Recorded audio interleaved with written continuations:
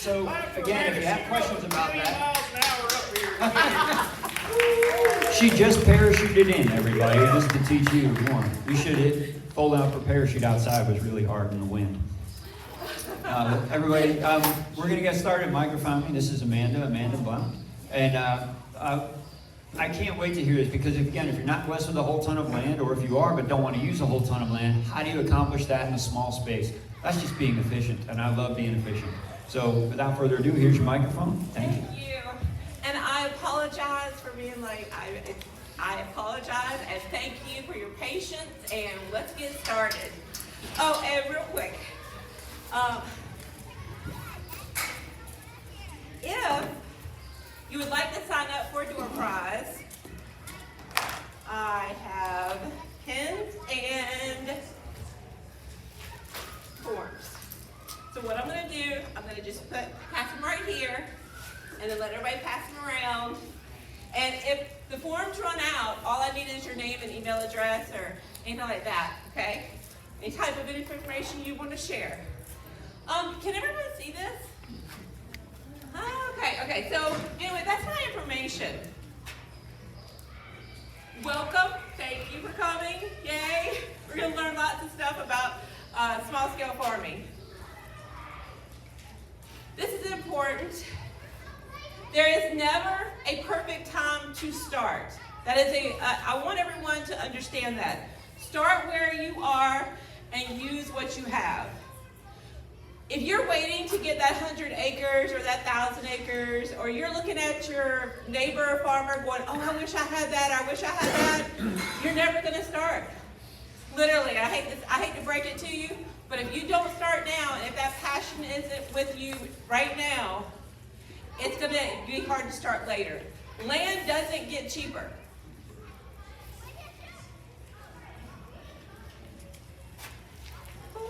I'm going to skip through the housekeeping notes. Y'all know where the bathroom is. For a chance for a door prize, just sign up on the form, or give me your name and email address, or just your name, that's fine. Welcome Farmers is small-scale farming and micro farming for you. What is micro and small-scale, or what is small-scale farming?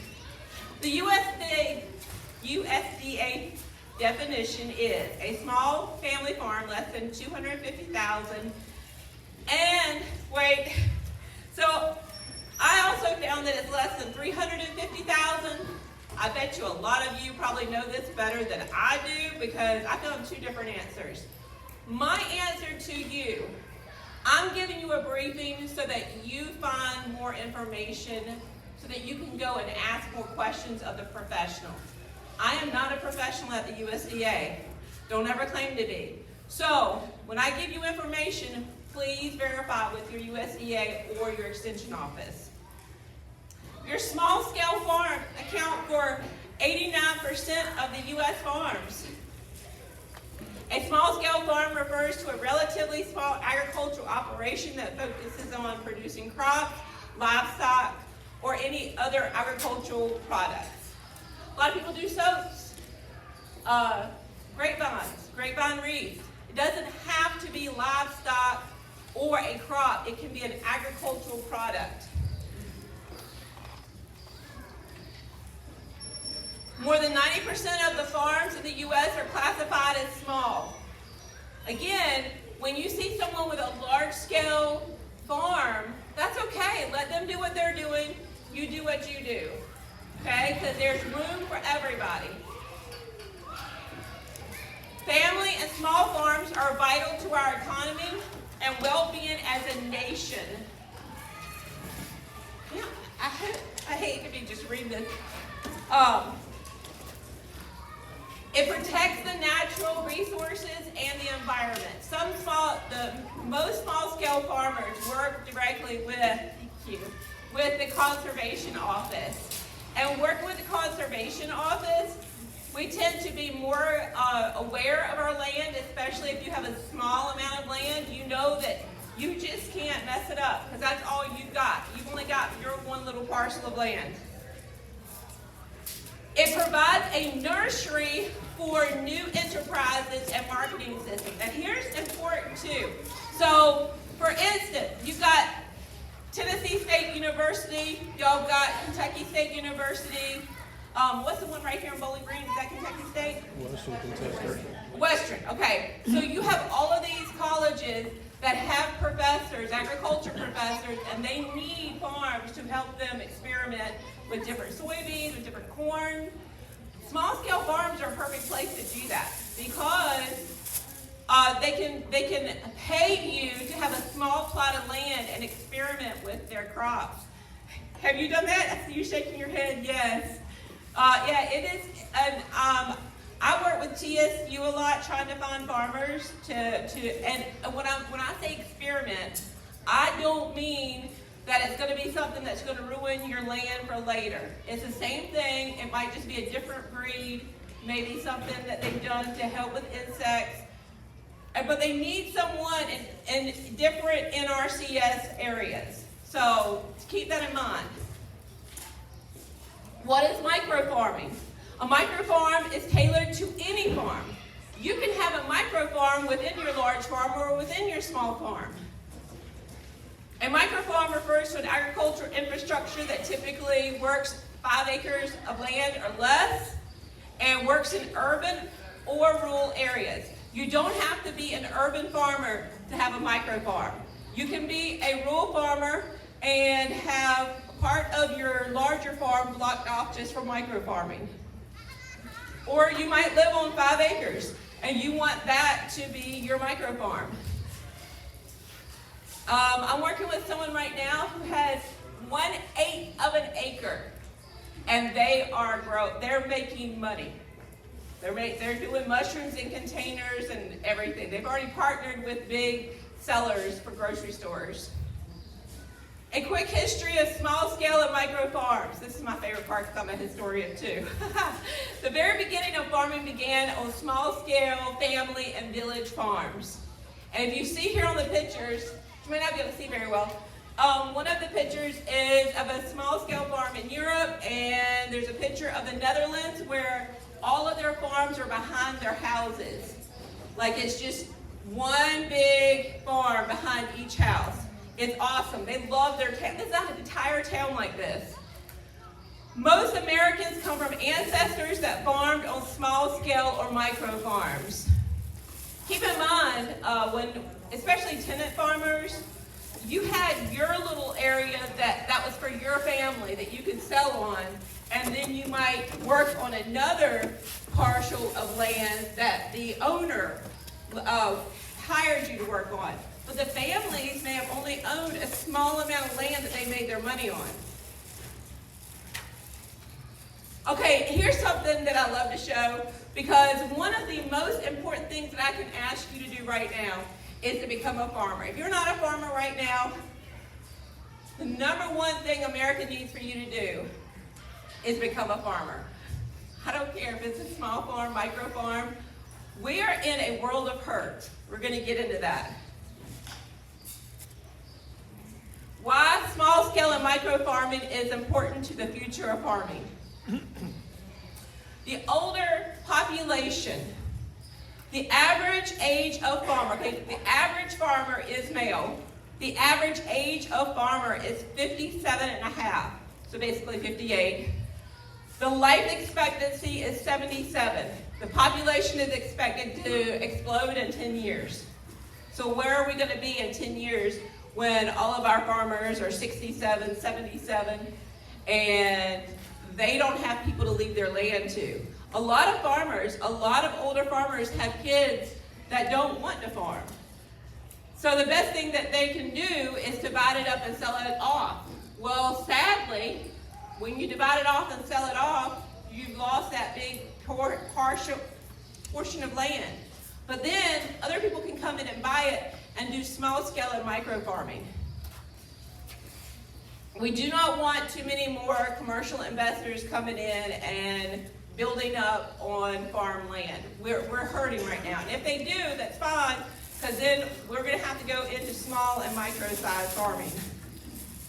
The younger generations in almost every country are playing catch-up with the lack of farming education, high prices of land, and current high interest rates on homes and land. So you've got older generation of farmers who are retiring or sadly passing away, they have kids who may not want to farm, but then we have an entire generation of people who do want to farm, but maybe their parents don't have a farm. We need to start bringing these two groups together. So if I leave you with nothing else, we need to find some mentorships.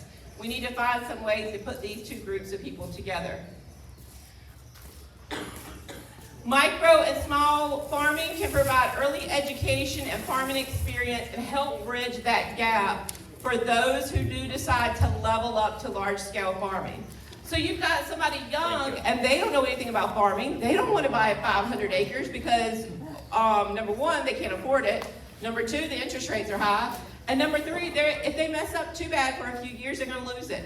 And they don't want to take that risk. So one great thing is to encourage young people to get into micro or small-scale farming. Let them find out if this is what it is for them. Because as you know, it takes 5 to 10 years to absolutely make sure, to know that you want to be a lifetime farmer and to start making profits on everything that you've already bought. Small-scale farming is great for pest and disease control because if you have a bunch of small-scale farms around, then you're not going to have a big outbreak of diseases. As you know, chickens, they get bird flu, you've got pests. When you come in and a small farm is wiped out, your community is still strong because you have a number of small farms throughout. This is a fun fact. Do you know that the banana that you eat today is not the banana that your parents ate because we did not have crop diversity?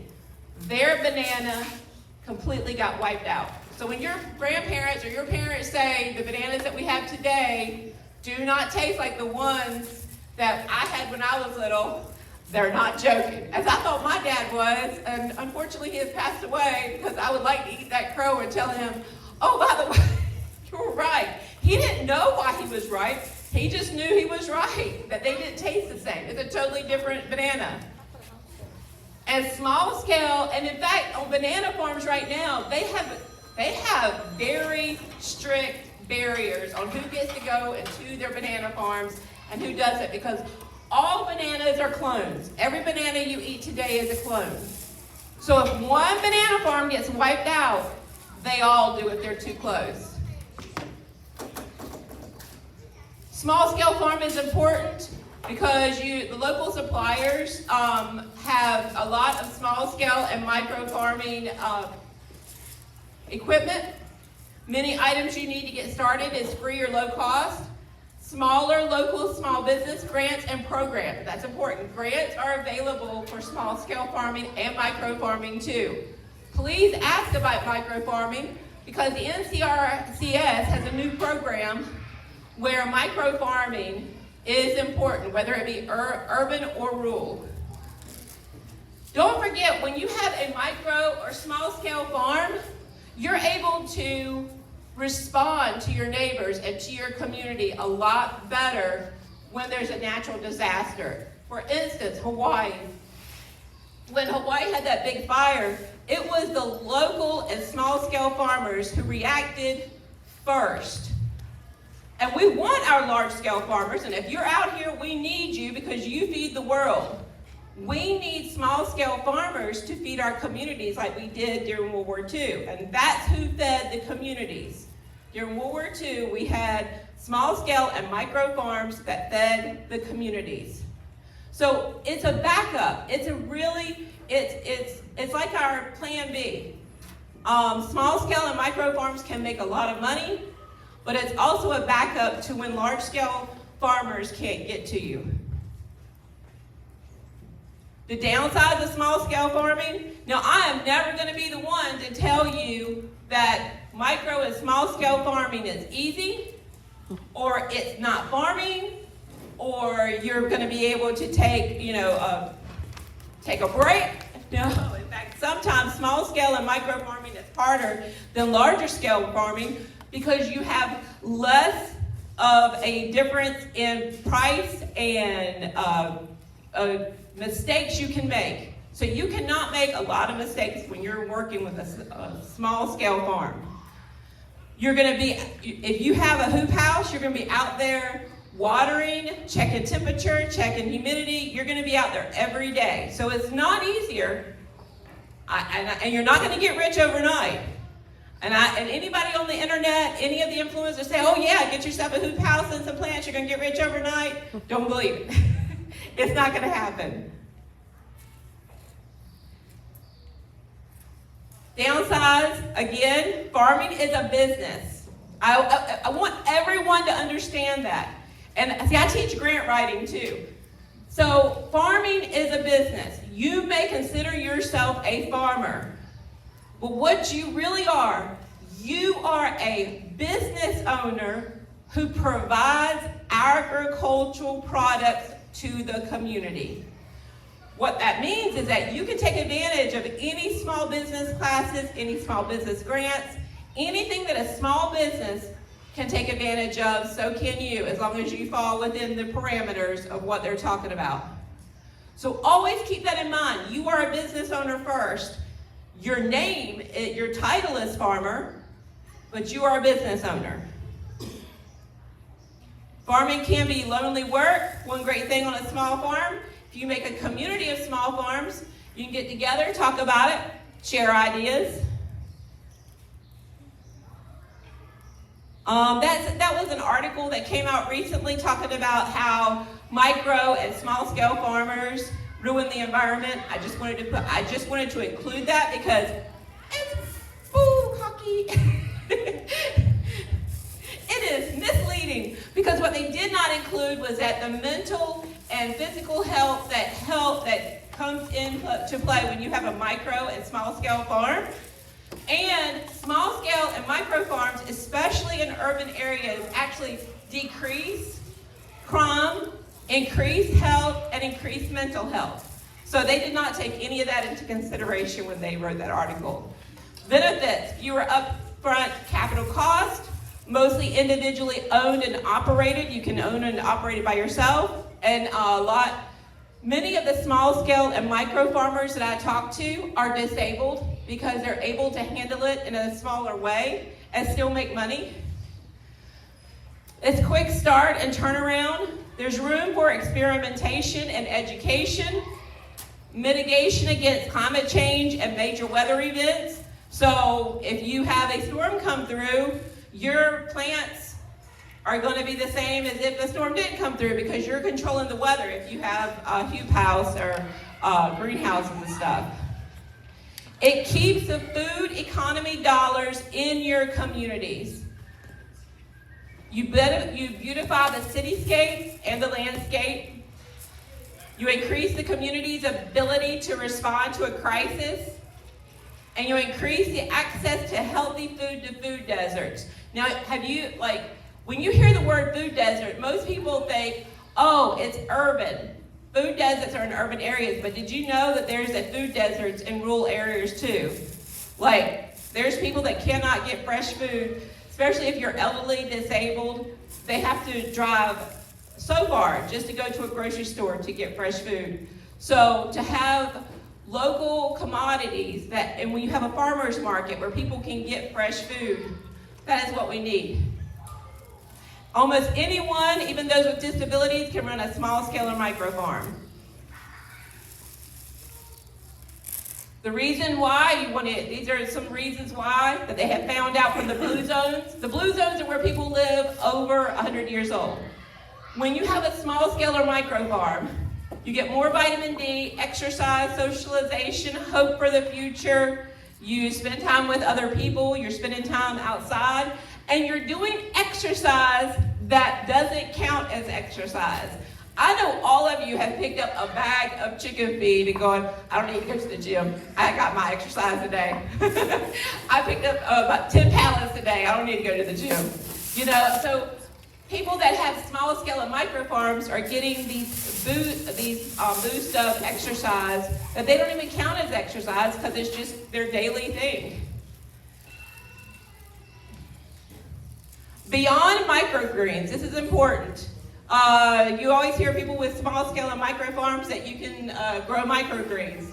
You can, yes, and it is profitable, but that's not the only thing you have to grow. All of these, can you see that? That's all right. I'm going to read. Tomatoes, lettuce, carrots, peppers, cucumbers, spinach, onions, potatoes, zucchini, beans, radishes, and all the rest. Chickens, rabbits, goats, sheep, ducks, turkeys, pigs, bees, quail, guinea fowl, tilapia, worms, alpacas, cattle, geese. And, okay, so I'm going to skip down. There's a new big thing for guinea pigs. Now, I'm not going to say what people use guinea pigs for, because there's kids in the room. But there's another reason to have guinea pigs, is that, you know how you use goats to eat the weeds and stuff?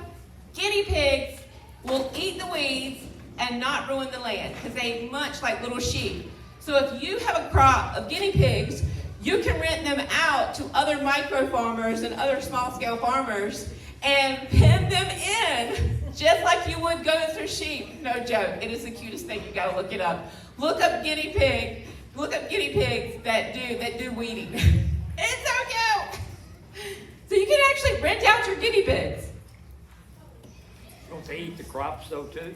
No, what you do is when you bring goats, so people bring goats to other people's fields and they fence them off. They make specialty fencing for guinea pigs where you have a guinea pig livestock. It's really cute. But yes, you have you fence off the area where you want the guinea pigs to eat. And they don't dig like rabbits do. So that works really well too. Now, one great thing about micro farming and small scale farming is that you can do niche crops too. Rice, fish, wine, hemp, solar, truffles. Oh, by the way, solar is a solar farm. You can have yourself a solar farm, and companies will pay you to put in a solar farm. That I was talking to a farmer in Vermont. He used a 1/4 acre of his land. They're paying him to put solar panels on his land to provide solar energy to all of his other neighbor farmers. So they're all working together. And then the pollinator, America the Beautiful, they came in and put pollinators underneath the solar panels so that they're paying him for that 1/4 acre of land. You can grow seeds and seedlings for other farmers. You can grow endangered, ethnic, or hard-to-grow crops for around the world. There are some small-scale farmers who do specifically grow ethnic food for people who live here in the United States. There's one farmer that I talked to, and he specifically grows crops for Middle Eastern and African citizens. You can do truffle, I already said truffles. You can do native flowers. You can do hydroponics and aquaponics. That's in Memphis right now. There's aquaponics and hydroponics are really big. Partner with the USDA, Farming Research and Agriculture Universities to become you can become a proof of concept farm. So universities will partner with you, like I was just talking about experimental crops. They need proof of concept so they can get grants to do more of what they're doing. Don't forget agritourism. On your small plot of land, everything on your small plot of land should be making you money. So if one day you don't have crops growing, you need to bring out photographers. You need to bring out people that want to do art and have them sell classes to do art. Every day, if you want to make money as a farmer, every single day you wake up, your land needs to be making money for you, especially if you are at a small scale and micro farm. So, you got everything, it's growing, nothing's going on for the moment, keep an eye on everything, bring in some photographers, bring in some artists, bring in the yoga teachers. Charge them to put a class on at your farm. Of course, make sure you've got the right insurances and stuff for everything. Or, I've got a big sign that says, hey, this is an agritourism farm. You get hurt, Tennessee law says you can't sue me. So I think your agritourism state association probably has those signs for Kentucky too. So get one of those, put it up. These are byproducts: herbal, dried herbs, handicraft, organic fertilizers, flower bouquets, honey and bee products, wool, fiber. Oh yeah, people are into sewing and crocheting and stuff. Do not overlook these and they're called heritage skills. Do not overlook your heritage skills. Put on classes. People want to know this stuff. They're wanting it so bad. Like, seriously, put it on, charge for it. And you can get heritage grants too, by the way. That's a whole different class. But if you put on arts and heritage skills at your farm, there's a way that you can apply for arts and heritage grants. The future of small scale and micro farming. Imagine, okay, this is my favorite part because I love imagining things. Imagine a world where abandoned buildings are turned into multi-floor farms or multi-floor experimental farms where you can hire people. Now this is specifically for urban areas, but it doesn't have to be. It can be rural areas too, where each floor you're hiring the next generation of people to come in and work at each type of farm that's on each level. These abandoned buildings normally attract crime. You put jobs and farms on each level: hydroponic, aquaponic, experimental crops, microgreens, whatever, on each level, and hire the people in the area, the crime goes down. And we're train our next generation of farmers. Imagine this, and this is already being done. People are reutilizing old ships, Navy ships, and old cruise ships as farms. What I want to see happen, because cruise ships and Navy ships already have a galley and already are able to feed large amounts of people, what I'd like to see is an emergency set of ships, like the Mercy ships that take care of medical, where these ships go into disaster relief areas and just pull right up and start feeding people right off the ship. You go on the ship, you get a meal, you go off. Fresh food, just like that. So, could you be a small scale or micro farming? Is it right for you? I did this disclaimer. This is no joke. I did a podcast a few months ago, and somebody called me out. They're like, "Oh, you got a number wrong. That's an old number." Okay, farming information can change quickly, especially like in election years. And I'm going to just tell you, every election year, look at the different grants. I don't care who you vote for, honestly. I really don't. What I want you to do is to look at each time state senators, your federal senators, the president, everything. Every single year that someone gets elected, look at the different types of grants that they're going for. Find out what they stand for, and then be ready to swoop those up. Even if they're not your party, swoop up that money. Because that money is our money. Like, we pay taxes for that money. So that's going back to agriculture. I want y'all to bring more money back to your community. I am big on bringing money back to your community because there are billions, with a big B, of money left on the table every year because people don't apply for it. Thank you. Are there any questions?